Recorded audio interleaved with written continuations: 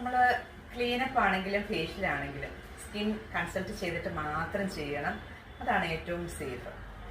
Dry skin ആണോ oily skin ആണോ എന്തെങ്കിലും പ്രോബ്ലം ഉള്ള സ്കിന്നാണോ അവരെന്താണ് സ്കിന്നിൽ യൂസ് ചെയ്തിരിക്കുന്നത് കസ്റ്റമർ, അത് നമ്മളൊന്ന് അനലൈസ് ചെയ്തിട്ട് നമ്മൾ ഈ ട്രീറ്റ്മെൻറ്റ് സ്റ്റാർട്ട് ചെയ്യുന്നതായിരിക്കും ഏറ്റവും സേഫ്.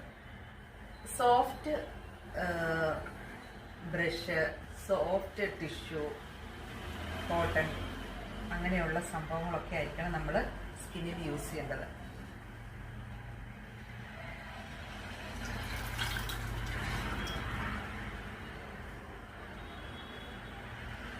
സോഫ്റ്റ് നമ്മൾ ഇതേപോലെ സോഫ്റ്റ് ആയിട്ടുള്ളൊരു സ്പോഞ്ച് നമ്മൾ ഇതിനെ കാണുന്ന പോലെ മാത്രമായിരിക്കണം സ്കിന്നും. വളരെ സോഫ്റ്റാണ്, അതുപോലെ മാത്രമായിരിക്കണം സ്കിന്നിൻ്റെ ടെക്സ്ചർ.